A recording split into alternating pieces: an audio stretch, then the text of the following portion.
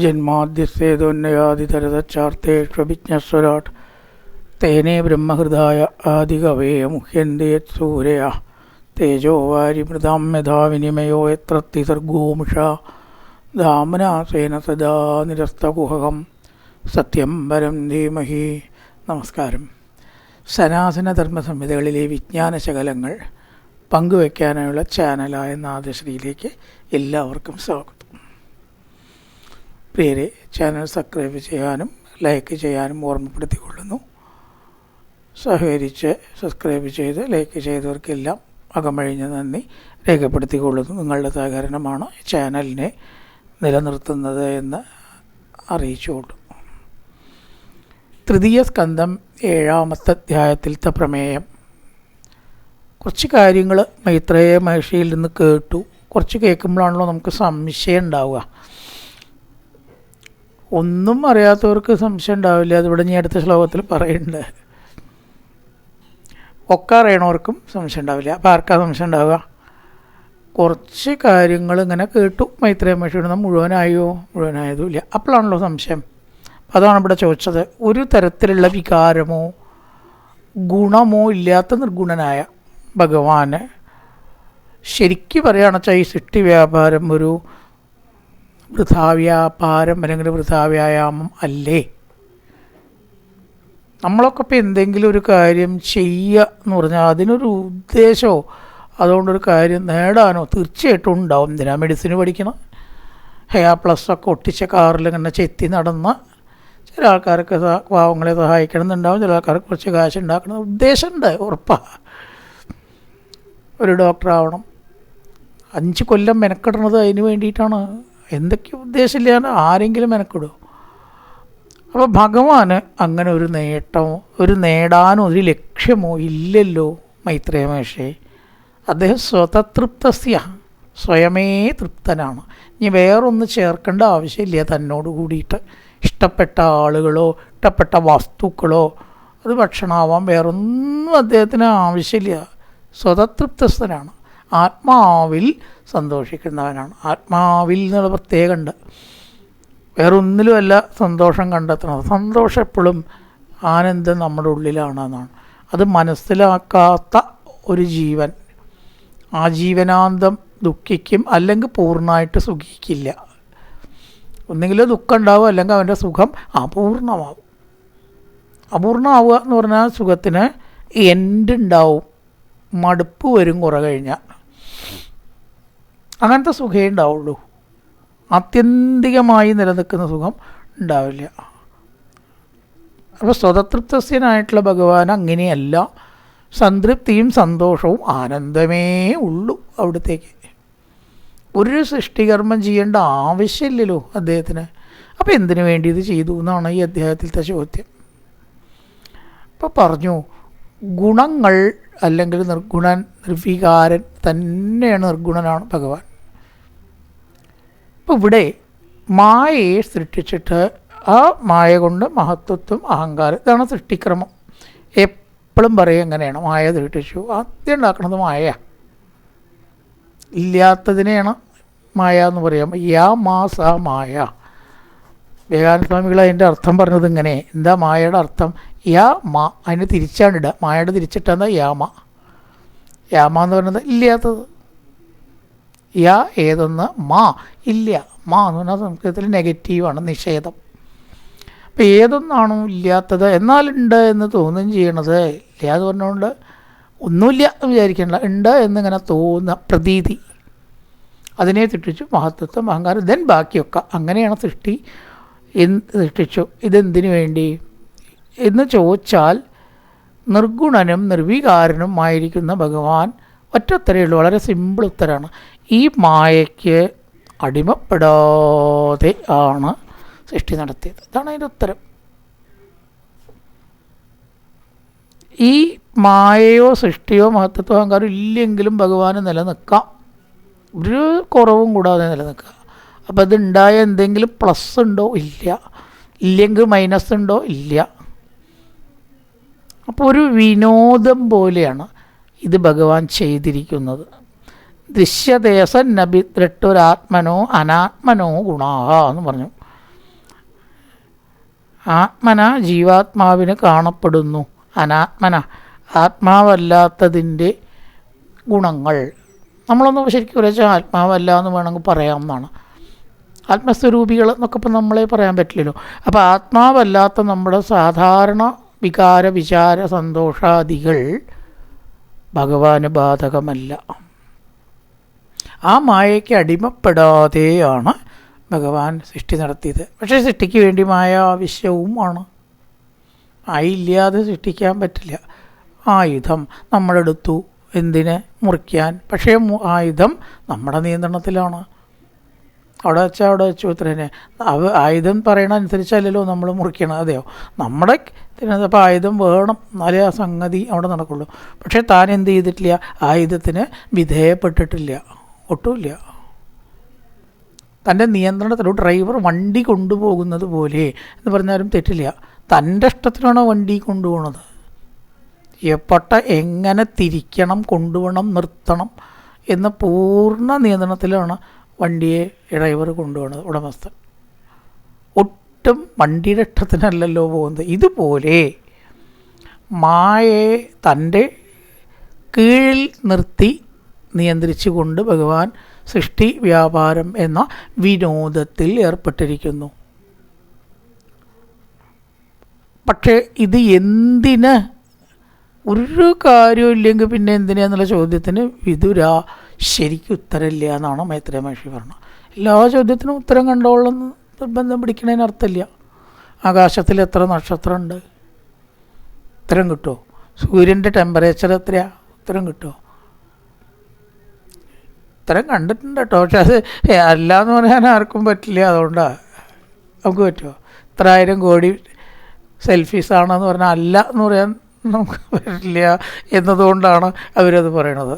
കാരണം ആണ് എന്നുള്ളതിന് ഒരു തെളിവില്ല, അല്ല എന്ന് തെളിയിക്കാനും നമുക്ക് പറ്റില്ല. അപ്പോൾ ഉത്തരം കിട്ടാത്ത ചോദ്യങ്ങൾ വളരെയധികം ഉണ്ട്. അതുപോലൊരു ചോദ്യമാണ് അത് എന്തിനു തെറ്റി വ്യാപാരത്തിൽ ഇട്ട് വെച്ചാൽ പറയാൻ പറ്റില്ല. ഒന്ന് തീർച്ചയാണ്, മായയ്ക്ക് അടിമപ്പെട്ടിട്ടില്ല, അത് തീർച്ചയാണ്. പക്ഷെ അത് എന്താണ് പിന്നെ ഇപ്പം ഇതിൻ്റെയൊക്കെ ആവശ്യം എന്ന് ചോദിച്ചാൽ ചോദ്യം ആവശ്യമില്ലാത്തതാണ്. ആ ചോദ്യം തന്നെ ആവശ്യമില്ലാത്തതാണ്.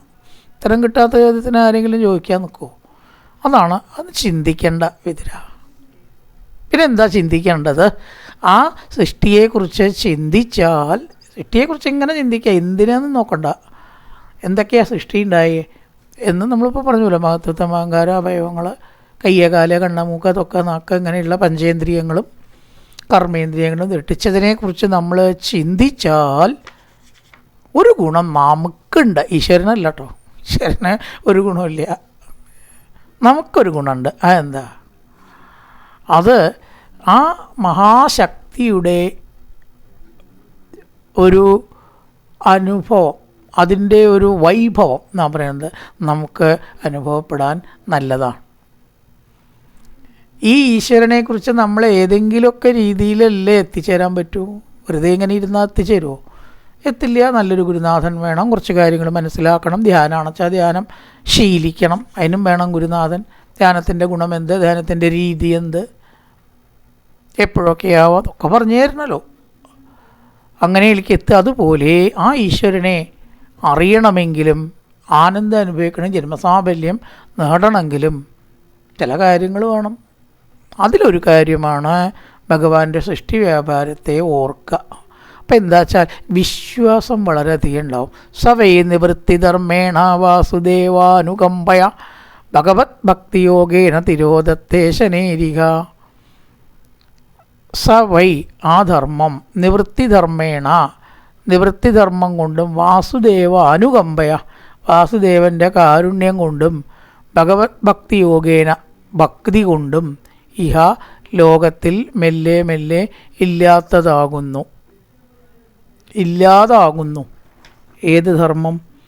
ലോകത്തുമായിട്ടുള്ള ബന്ധം. ചന്ദ്രൻ അല്ലെങ്കിൽ സൂര്യൻ വെള്ളത്തിൽ ഇളകുന്ന പ്രതീതി ഉണ്ടാകുന്നു. പാത്രത്തിൽ ഇളകുന്നുണ്ടോ? സൂര്യൻ ഇളകണില്ല, ചന്ദ്രനും ഇളകണില്ല, അതിൻ്റെ നിഴലാണ് ഇളകുന്നത്. പക്ഷെ അറിവില്ലാത്തവരോ ചെറിയ കുട്ടികളോ സൂര്യൻ ഇളകുന്നു, ചന്ദ്രൻ ഇളകുന്നു എന്ന് തെറ്റിദ്ധരിക്കുന്നു. ഇതുപോലെ മായയിൽ പ്രതീതിയിൽപ്പെട്ട് ദുഃഖസുഖങ്ങൾ, സുഖദുഃഖങ്ങൾ അനുഭവിക്കുന്നു. സത്യത്തിൽ അത് ഈശ്വരനോ ആത്മാവിനോ അല്ല അനുഭവം, മനസ്സുകൊണ്ട് തോന്നലാണ്. മനസ്സുകൊണ്ട് തോന്നിക്കണേ ഉള്ളൂ, ജീവാത്മാവിനെ അത് ബാധിക്കുന്നില്ല. അതെങ്ങനെയാണ് ബോധ്യമാവുക? എല്ലാവരും മായയിൽ കുടുങ്ങണവരാണല്ലോ, ഒരു ഭൂരിപക്ഷം ജനങ്ങളും. എങ്ങനെ അത് നമുക്ക് ബോധ്യമാവും എന്നാണെങ്കിൽ സഭൈ നിവൃത്തി ധർമ്മേണ 2-3 മാർഗം. ഒന്ന്, ഈ പ്രപഞ്ചത്തിനോടൊരു ലേശം വിട്ടു നിൽക്കുക. ആർക്കും അത്ര വേഗമാണ് പറ്റില്ല. എല്ലാ കാര്യത്തിലും തലയിടുക. കുളിക്കേണ്ട, അല്ലെങ്കിൽ ശരീരത്തിന് വേണ്ട സമ്പാദിക്കേണ്ട, ഭക്ഷണം കഴിക്കേണ്ട എന്നൊന്നും പറഞ്ഞില്ല. അതില്ലാണ്ട് ശരീരം നിലനിൽക്കില്ല. അപ്പം അതിന് ഭക്ഷണം വേണം. ഭക്ഷണം ഉണ്ടാക്കണം വെച്ചാൽ വരുമാനം വേണം. വരുമാനം ഉണ്ടാക്കണം വെച്ചാൽ തൊഴിൽ. അതൊക്കെ ആയിക്കോട്ടെ. ഒരു തൊഴിൽ, ഒരു വരുമാനം, തൻ്റെ ശരീരത്തെ നോക്കുക, അവിടെ നിർത്താം വേണമെങ്കിൽ. അതിന് പകരം എത്ര എത്ര എത്ര എത്ര എത്ര എത്ര കാര്യങ്ങളിലാണ് മനുഷ്യൻ തലയിടുന്നത്. ഇലക്ഷന് നിൽക്കണം, പിന്നെ അതിൻ്റെ പരിശ്രമം പിന്നൊന്നും പറയാനില്ല. രാവും പകലും തലയെ കയറുക എന്നാണ് പറയുക. ഇലക്ഷൻ തലയെ കയറുക. സ്വൈരണ്ടോ? ആ കമ്മിറ്റിയിൽ സെക്രട്ടറിയാണ്, ഈ കമ്മിറ്റിയിൽ ചെയർമാനാണ്, ഈ കമ്മിറ്റിയിൽ വേറൊന്നാണ്. ചില ആൾക്കാർക്കൊരു 10-15 സ്ഥാനം ഉണ്ടാവും. ഞാൻ കണ്ടിട്ടുണ്ട് ഒരാളുടെ വിസിറ്റിംഗ് കാർഡിൽ നോക്കുമ്പോൾ 12 സ്ഥാനമാണ്. ഒന്നിന് സെക്രട്ടറി, ഒന്നിന് മെമ്പർ, ഒന്നിന് ചെയർമാൻ, ഒന്നിന് വേറൊന്ന് വരുന്നത്. അത് നിങ്ങളെങ്ങനെയാണ് ഉറങ്ങണമെന്ന് ചോദിച്ചു. എനിക്ക് തന്നെ അറിയില്ല പറഞ്ഞു അയാൾ. കാരണം എല്ലാ ദിവസവും ഒരു ദിവസം മീറ്റിംഗ് ഉണ്ടാവും.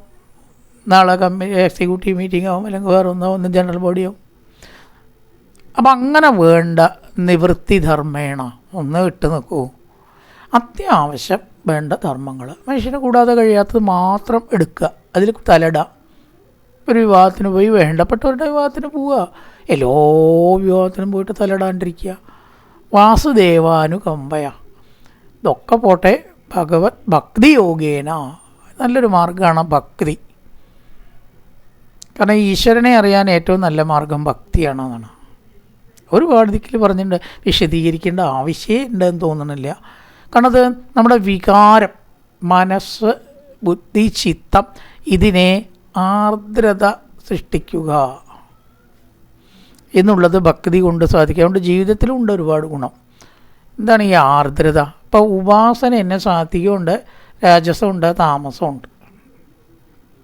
രാജസമായിട്ടും താമസമായിട്ടും ഉപാസന ചെയ്യുന്ന ഒരാളുടെ മനസ്സ് എപ്പോഴും തീക്ഷ്ണവും.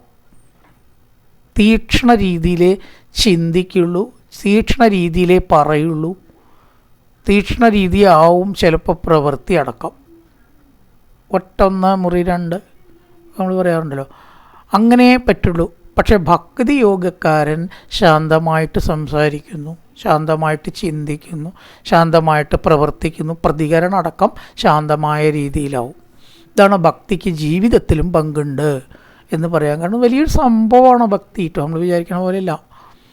ഈശ്വരനെ ഇത്ര വേഗം അങ്ങോട്ട് ഉൾക്കൊള്ളാൻ വേറൊരു മാർഗ്ഗവും ഇല്ല, ഒക്കെ പ്രയാസമുള്ളതാണ്. തിരോധത്തെ എന്ന് പറഞ്ഞാൽ തിരോധാനം ചെയ്യുന്നു. എന്ത്? ഇതിന് മുമ്പത്തെ ശ്ലോകത്തിൽ പറഞ്ഞ മായ, ഇതിന് മുമ്പത്തെ ശ്ലോകത്തിൽ പറഞ്ഞിട്ടുള്ള ചന്ദ്രൻ്റെ സൂര്യൻ്റെ ഇളക്കം പോലെ ഉള്ള മായ, ആ സംഗതി തിരോധത്തെ ഇല്ലാതാവുന്നു.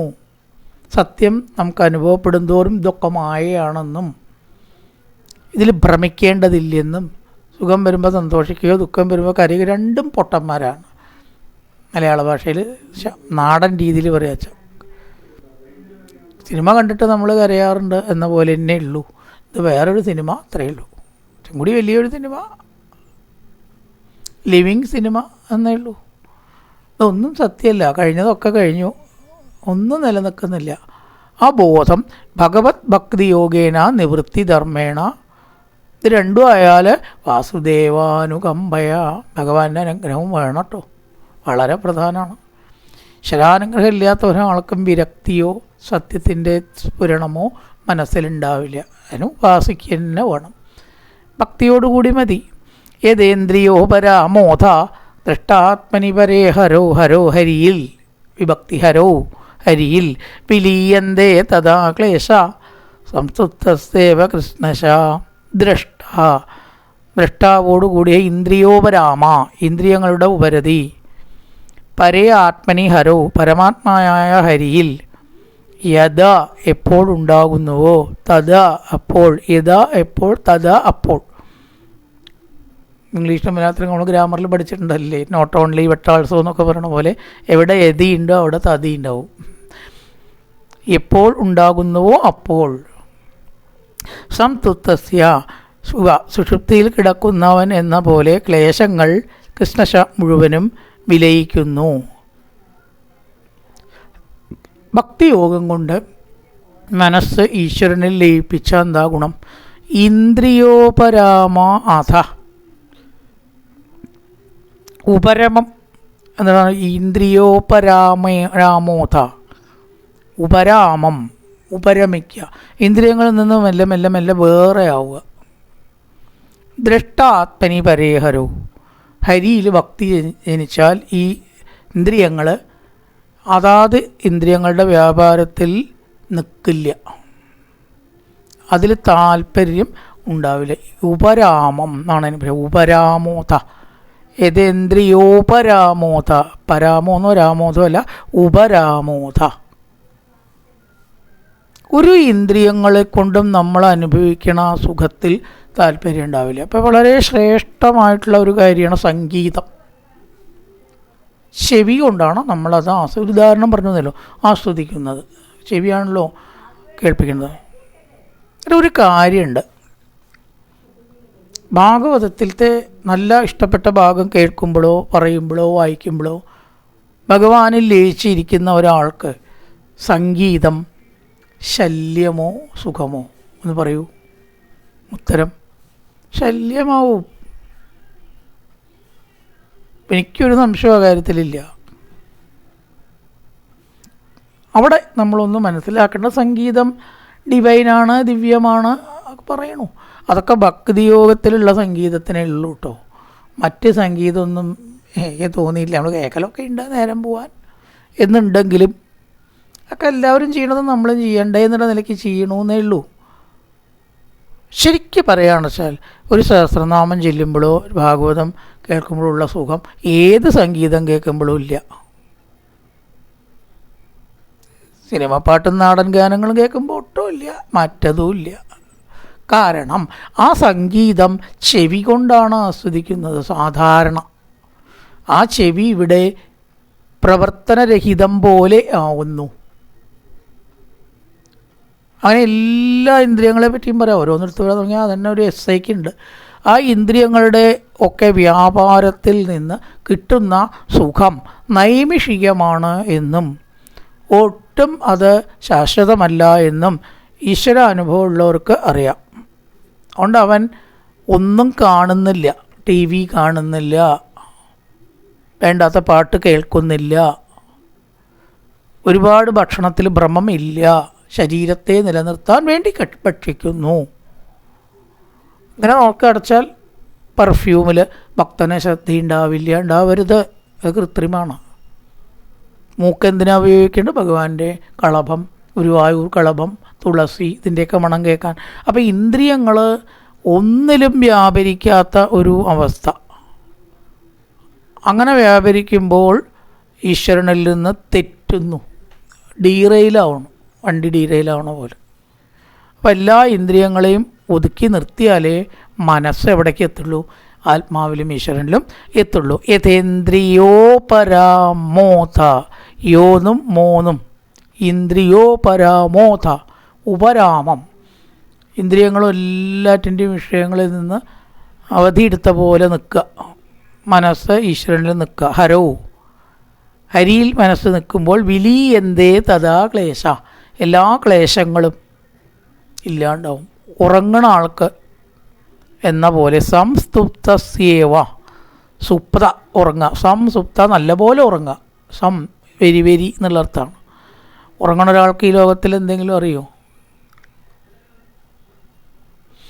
കണ്ണമൂക്ക് അതൊക്കെ നാക്ക ഇതുകൊണ്ടുള്ള ഒന്നും അവനറിയില്ല. ചിലപ്പോൾ മേലിൽ കൂടെ പാമ്പഴിഞ്ഞാലും കൂടി ഉറങ്ങണ നന്നായിട്ട് ഉറങ്ങണ ആളറിയണില്ല. അതുപോലെ ഉറങ്ങാത്ത ഉറക്കം ആണ് ഈശ്വരനിൽ ലയിച്ച അവസ്ഥ. ഉറങ്ങിയില്ല. ഉറക്കത്തിൽ തമോ ഗുണമാണ്, ഈശ്വരാനന്ദത്തിൽ തുരീയാണ്. മൂന്നുമല്ല, സത്യം രജസും തമസുമല്ല, നാലാമത്തെയാണ്. അപ്പോൾ തുരീയ അവസ്ഥയും സുഷുപ്തി അവസ്ഥയും ഏകദേശം ഒരുപോലെയാണ്. പുറത്തേക്ക് കാണുന്നവർക്ക്.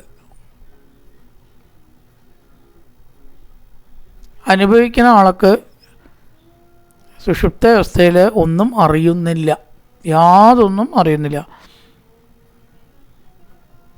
തുരീയ അവസ്ഥയിൽ ഈശ്വരനെ അറിയുന്നുണ്ട്. അപ്പോൾ വ്യത്യാസമുണ്ട് അവിടെ. ഒന്ന് ഈശ്വരനെ അറിഞ്ഞിട്ടുള്ള ആനന്ദം, മറ്റൊന്നും അറിയുന്നില്ല.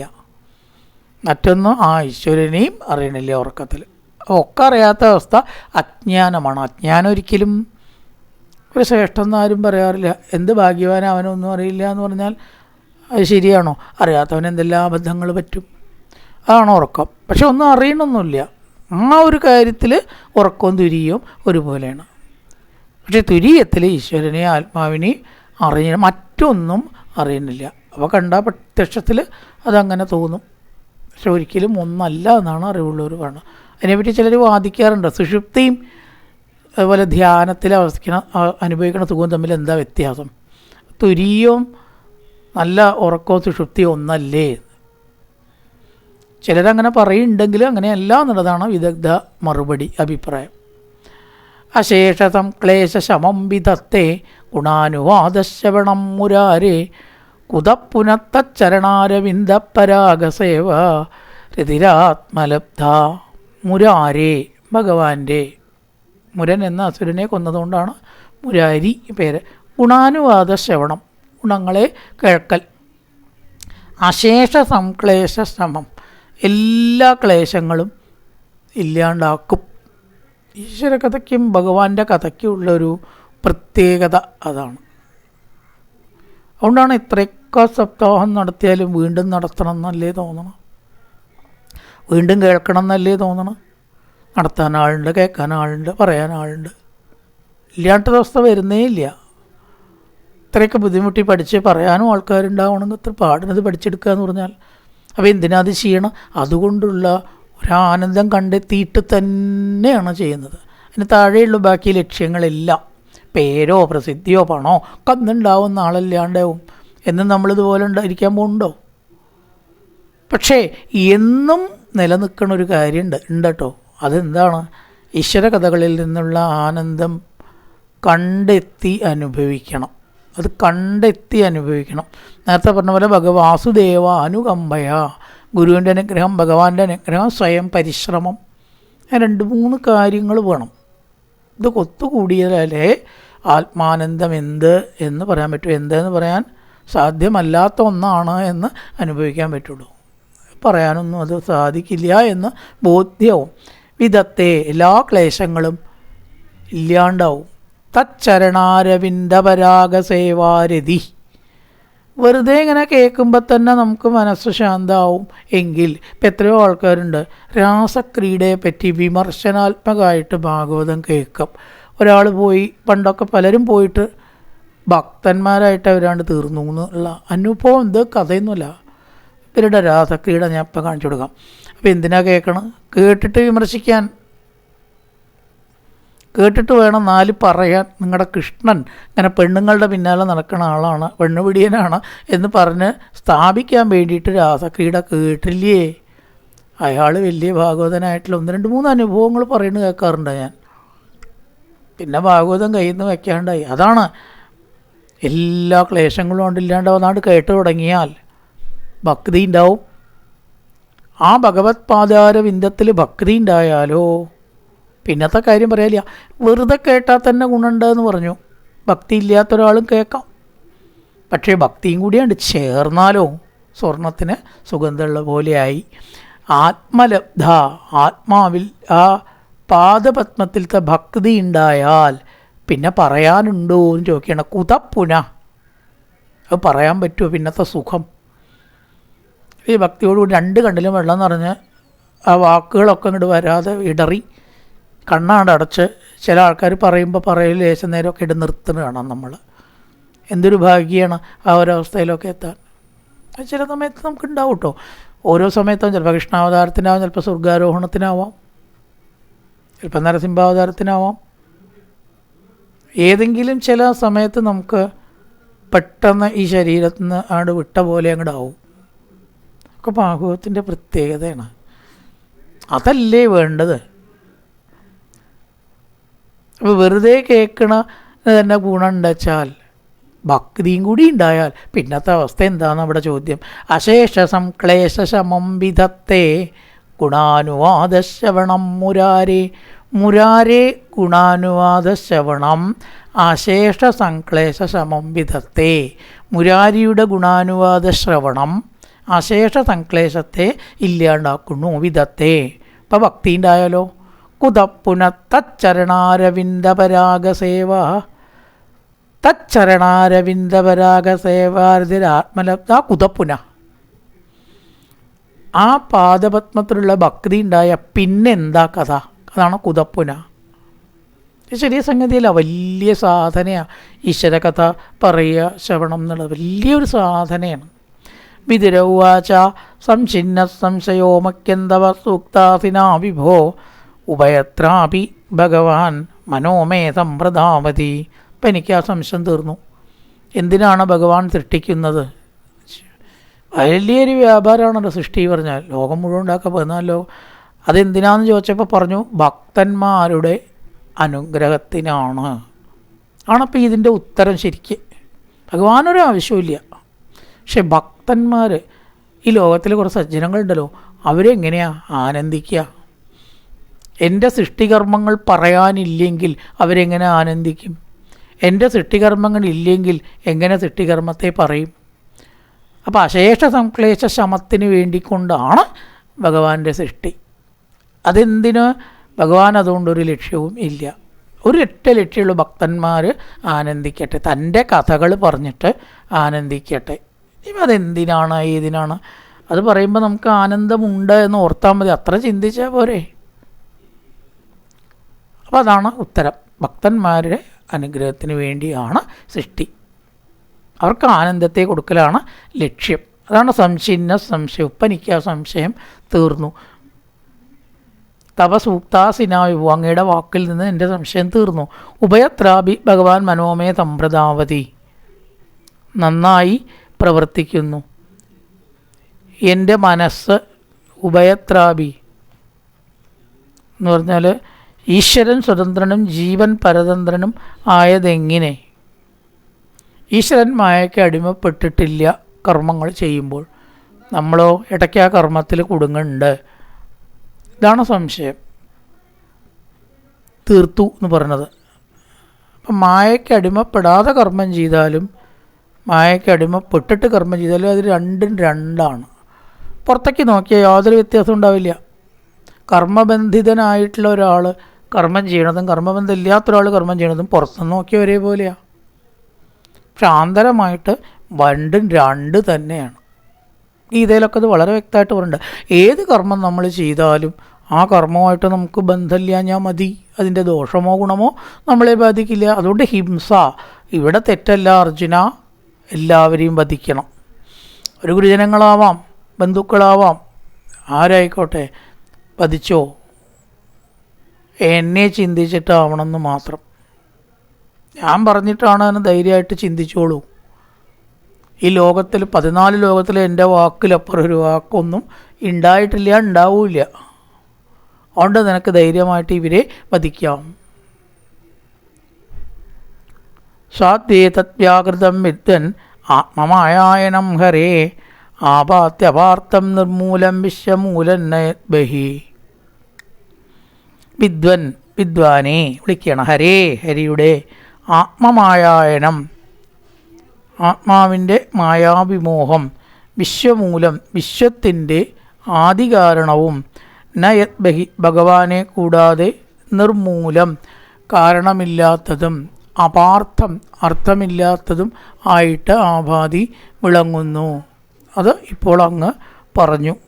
ഈ ലോകം ഭഗവാന്റെ മായയിൽ നിൽക്കുന്നു. വേറൊരു കാരണവും അതിനില്ല. ആഭാത്യ അപാർത്ഥം നിർമൂലം, വേറെ കാരണങ്ങളില്ല. നിർമൂലം, കാരണമില്ലാത്തത് വിശ്വമൂലം. ഈ ലോകത്തിൻ്റെ യഥാർത്ഥ കാരണം ഭഗവാനല്ലാതെ വേറൊന്നും അല്ല. മായയും ആണ്. മായയും ഈശ്വരനുമാണ് ലോകത്തിൻ്റെ കാരണം.